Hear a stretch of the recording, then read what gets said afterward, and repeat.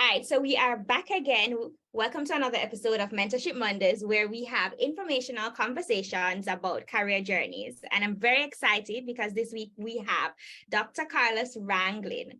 Now, Carlos is a results-oriented professional with over 20 years experience in the financial industry. He's currently an adjunct lecturer at Liberty University in Virginia, where he specializes in graduate accounting, taxation, strategic leadership, and doctoral orientation. He's also taught at Grand Canyon University and Southern New Hampshire University.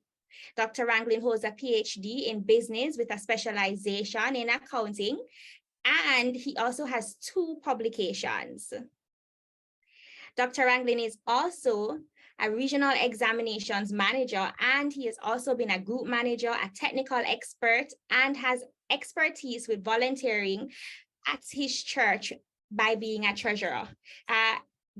Carlos, Dr. Ranglin, how are you doing? Are you excited to be here as I'm excited to have you here? Oh yes, I'm pretty good, doing pretty well. You know, it's a sunny day outside today, so I'm excited. That's great. That's great. So I want to start by, I like the questions that people don't tend to ask. So I want to know, are all the rumors true about this accounting certification examination? I hear it is pretty difficult. Is that true? Well, actually, the CP, I didn't do the CPA. I started the ACCA after when I was in Jamaica, but I didn't complete that. That's a rigorous, it's a rigorous exam. You know, the ACCA is kind of more British oriented, while the CPA is oriented, but it's a tough exam. You know, it is indeed true. Okay, so what brought you to accounting? Was this always your passion?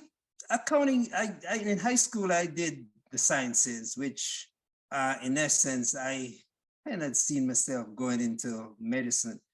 But I think what kind of prompted me is that, you know, my mom had a little grocery store, and the only person that really would go in that grocery store and run it for her was me. So I guess that's kind of where the kind of, you know, accounting figures are coming from.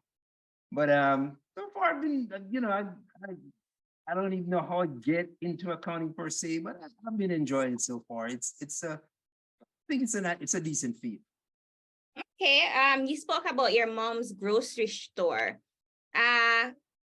Where did you grow up in Jamaica? Oh, I grew up in this little place they call Highgate Hall in Trelawney.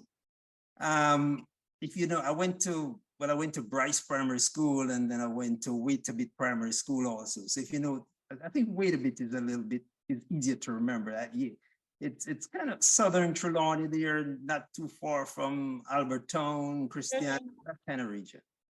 Okay. And so you would help cashing and, you know, doing the books and stuff like that? Well, in essence, they really didn't have any books. They kind of more had, you know, receipts, you know. Yes. I guess you could, you know, write down the figures on paper, right? And then, you know, it wasn't anything formal. You know, she knew she was running a grocery store, but you know, she didn't really have the acumen for numbers and that sort of stuff. So seeing that I was in high school then, that's, you know, she thought I was the person to run the business for her. I didn't see myself as an entrepreneur or businessman at that, you know, at that stage, but here I am today, you know, in the accounting world. Yes. Okay, so you basically lecture. What advice would you give to your students about working in the accounting world?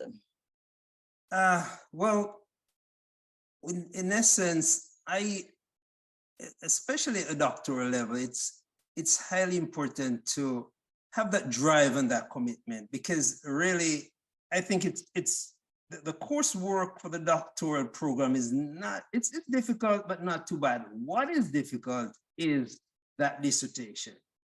So in essence, I would encourage anyone going in that area. You have to be committed to it. Time management is important. That dedication is important. I remember when I was doing my dissertation, my wife keep telling me you're now married to that dissertation. So it's something that you gotta live with. It's time consuming, and it really need that dedication if you're going to pursue that area. What jobs would you say are available in the accounting field, or if you were to pursue an accounting degree, what other jobs apart from lecturing and the knowing becoming an accountant, what other fields could persons pursue? Well, I think the basic areas are, most people end up, you could be an entrepreneur, you could be run your own CPA firm, or you could basically, taxation is another area. So basically, if you're business oriented and you have the entrepreneur skills, that's an ideal area, with an accounting degree. You could also, you could work, as on a consultancy basis, preparing books and records for other guys. So it has, if you have the acumen, or if you have that drive to get it here, there are a lot of openings there. If you want, you could work with a CPA firm, you could, do your, work with corporate, or you could do your outside consulting stuff, so there are various avenues that you can take when you get into this field. Okay, so it has a vast range of areas that you could go in, whether corporate or consulting. So that sounds good. What challenges would you say are in the field currently? Right. Well, generally speaking, one of the key challenges people are going to face is just the financing, because basically, if you're going to pursue, I'm thinking, no, not the CPA, but if you're going to do, say, a doctorate in accounting, then you're going to talk about high tuition costs. So most students, that's one of the thing that is kind of hold them back. But I think there are quite a few avenues out there. For example, if you work with, say, the federal government, you might have tuition assistance program, or if you work with the state, there's tuition assistance. I mean, oftentimes they perhaps only pay for 2 courses per year, but hey, they're paying it. So, Right. So if you can avail yourself of those resources, then at the same time, you could do a little private thing on the side while you're going to school, which kind of help pay the tuition. So, if you kind of plan your way out, or kind of, strategize as you go along, then I think I'm not saying it's easy, it's a challenge, but, like in my case, I basically, when I did my undergrad, I got a full scholarship for University of the West Indies. And a lot of people then tell me it was difficult to actually get those scholarships, but hey, I usually have this mindset, say, hey, you can do anything. It's just a matter of having say, yes, I'm gonna do it. I kind of like and adopt the Obama approach, where he said, yes, I can do it. Yes, we can. Yes, we can. Yeah. Okay, so do you mind telling us about that scholarship that you would have received to go to UE at the time? What scholarship was it, and did you apply for it? How were you granted that scholarship? Yes, it was very competitive, because then, the Jamaica Telephone Company then, they were more kind of geared towards engineering. So accounting wasn't really, something that they would relish in giving scholarship for.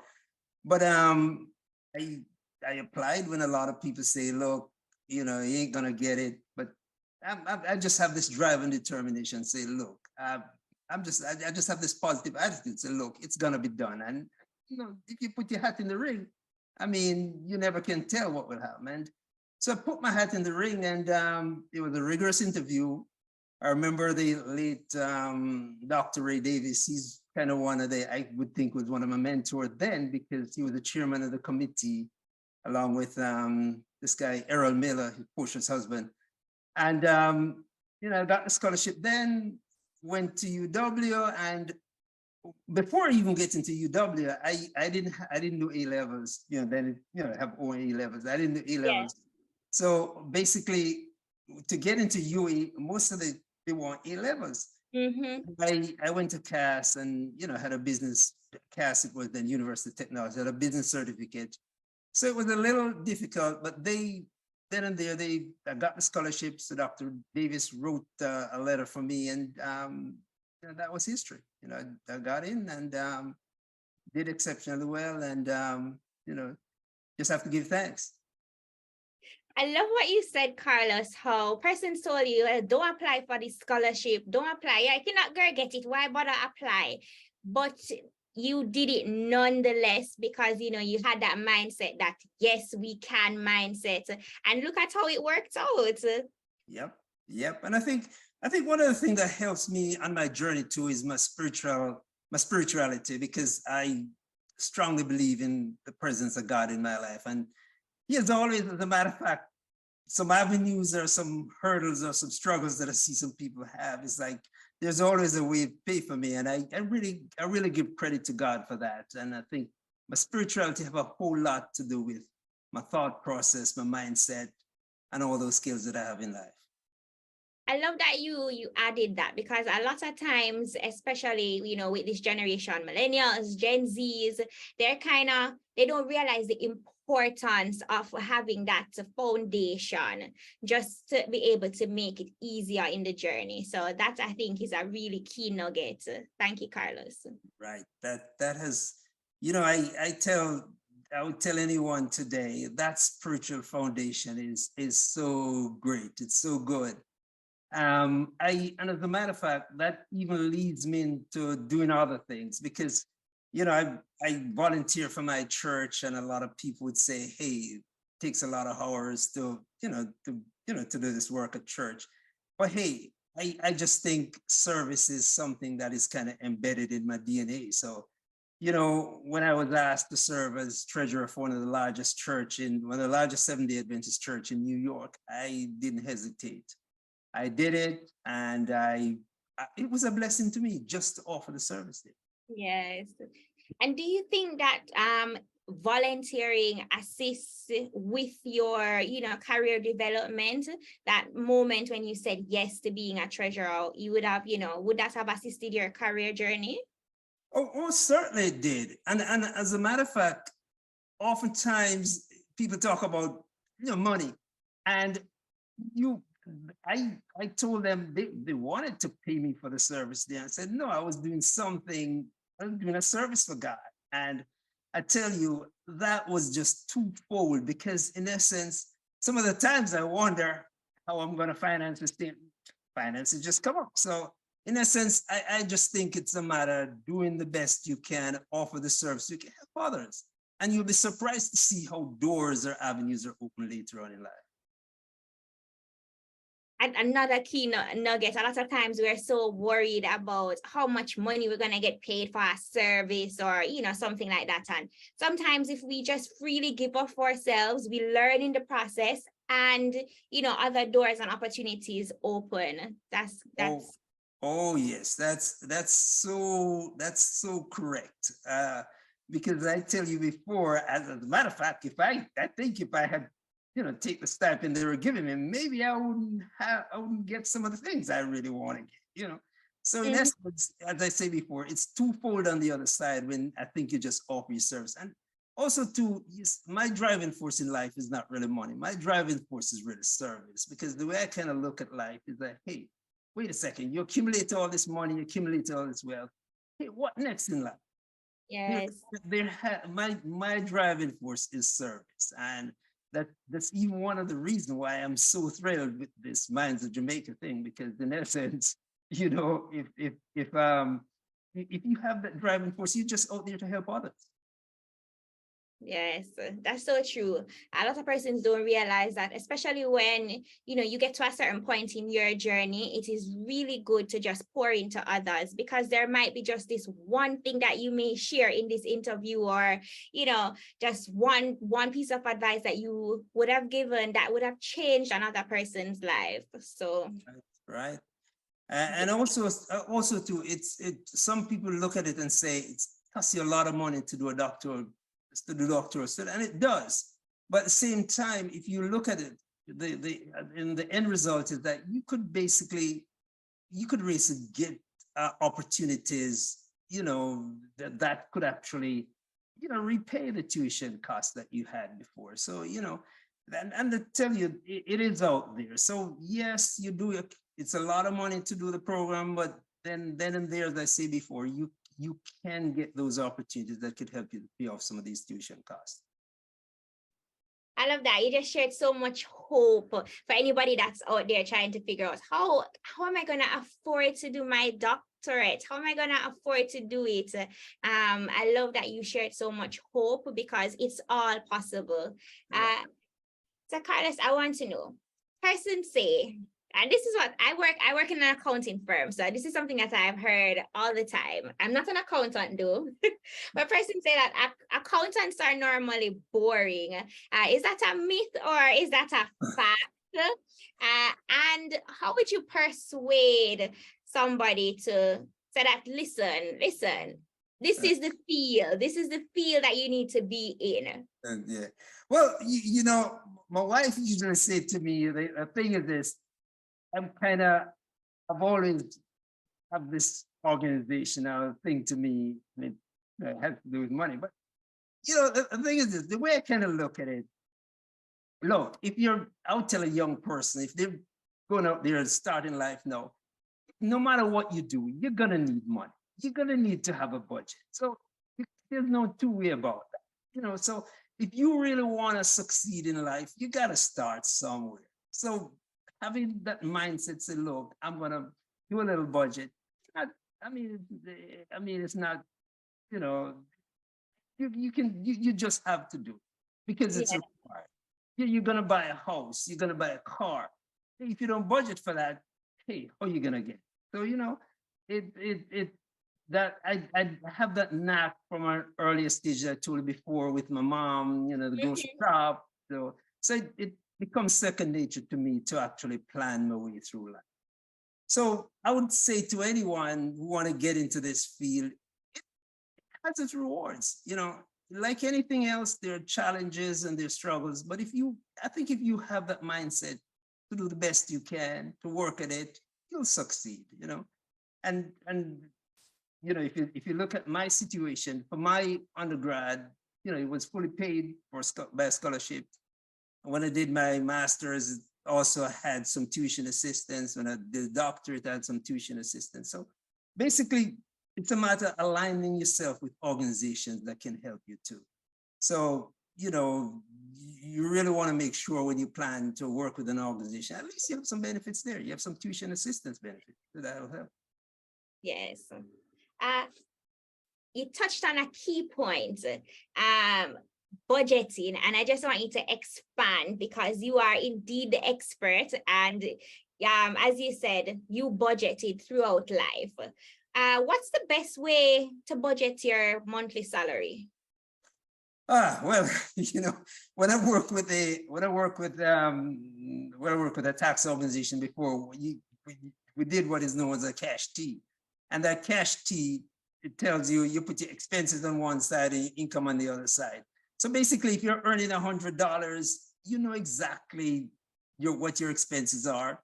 You put the $100 on one side of the account and then put your expenses associated with that. You basically can't be earning $100 and yet you're spending $1,000. There's no way that can balance. So the first step I would say is just basically just say, look, you know what your income is, you know what it is. So therefore, you know what your expenses are. So you just basically take the $100, start minusing the expenses, and then see what's left at the end of the day. Yeah. That is true. Yep. So there is this notion though of paying yourself first, Carlos. Do you believe in that? Where a person say, well, okay, you get your salary, before you start looking at the expenses, you put aside money for yourself. Or should it really be that you look at your expenses first, and then when you pay the expenses, you say, what is what? This is what's left back. This is what I can take for myself. Right. Well, the thing is this, it kind of varies there because in essence, you have the fixed costs. I mean, you do have the rent. If you rent a facility, you have the rent. You basically have, furniture that you have to buy for the bed. So some of these costs are really fixed costs that you really have to, there's no two way about it. You got to pay the electricity. You got to pay the water bill. You got to pay the rent. So if you pay yourself first, then in essence, how are you going to pay the other bills? So my theory is that you gotta do a business plan, or you gotta plan your way if you're going to be an entrepreneur. Because if you don't really, lay out the figures on the table and plan it out and see exactly where you are, and there's certain costs that you're going to incur, that those have to be paid, whether or not you take a salary, you got to pay those costs first. So, so it's there are challenges in doing that, but at the same time, ideally, I think most people fall a little short is not really doing the pre-plan. You got to plan your way. That is true. As a person don't do that pre-planning for real. That is so true, Carlos. Right. All right. So you got into lecturing. I know you didn't start out lecturing, but was lecturing always the plan, or when did you know that you wanted to do a PhD and lecture? No, actually, lecturing was my plan. When I was at UW, I had one of my old professors at UTech who, he was in the business area, and he wanted me to come over and tutor his class. And that was my first experience doing that. As a matter of fact, I remember the first time he gave me a set of, they had a major exam, and he gave me all the papers to go, full lecture students to go actually invigilate and let the guys sit the exam there. It was a little earth-shattering for me because I've never had any experience in actually teaching or anything like that. But I managed to get through it. And that experience, from that experience, he started giving me more classes to actually tutor. And then I say to myself, look, it seems as if I can help others, because the key thing in teaching, or my goal in teaching, is just to help others. Because, for example, now in the doctoral program, I've seen so many students kind of struggle, especially with their dissertation. So my goal is to actually kind of draw back on the experience I had doing mine, and then see how I can, impart some of that knowledge and experience I have, just going through the process itself. I think that's such a selfless goal, where you really went into teaching to help others. And I think that is commendable, Carlos. Thumbs up to you. Yeah, that is not, and I find that's why a lot of persons struggle, especially when they go into teaching and lecturing, because the goal is different from your goal. And I know that when your students watching this, they're going to be like, yep, I feel that from you. Yeah. And the thing is this, I think everyone has an aptitude to excel. It's just a matter of how you apply yourself. Because I remember back at teaching back at CAS. I mean, as a matter of fact, if you are one of my students, you kind of know what the exam is, because I usually kind of actually give you the exam as a practice, give you the questions as a practice question. I wouldn't tell you that's going to be in the exam. Yeah. So basically, if you apply yourself, you should do well, Yeah. I love that. Because I always remember you had two different types of lecturers, the ones that did what you did, and then the ones that I don't know, it's just like they want you to fail, Carlos. You used to read the exam and they're like, you do anything like this semester. Yeah. I remember. I remember those days at UW. As a matter of fact, in talking about that, I think the best education I think I had is at University of the West Indies. Wow. There's just something about UWI that I have not found on other campuses. You know, the university itself, it just the atmosphere, the people you deal with then, it was so different. Yeah. So there's always memories about my time at UW. I love that. And I love that you said that. This should be an ad for UWI, because so many persons think that oh, it's just UWI. And I went to UWI, so I say I'm giving UWI kudos. Some persons think it's just UWI. And they're like, oh, well, probably the foreign university has something better to offer. But I love that you had that comparison. You went to both, and you said there was never another experience like your UWI experience. Yep. Those professors then, man, is like, I mean, it's like, it's different, it's different. You felt there was just a connection. I remember back in the days with people like Mark Figueroa in economics and, Don Robotham in sociology. It was so different, so different from them. Yeah. That sounds amazing. I want to end on this note though, Carlos. What's one word of advice that you would give just to any young person that's just going to be starting out now? You mean in education wise, or just life general? Oh, in life general. Yes. Well, as I said before, the spiritual foundation is it's highly important. My life could never exist without that spiritual foundation. And then once you have the spiritual foundation, I think then the most of the plans you have will certainly fall into place. I think you really have to make sure you're dedicated to your cause. Identify your goals, set your goals. And I think thoroughly, if you do that, if you set your goals, you can achieve your goals. You're gonna have a lot of people say throughout life, hey, you're gonna a lot of people who are gonna give you negativity. But the thing is this, I usually just kind of dispel the negativity and say, look, you gotta have that positive attitude. You gotta say to yourself, yes, we can.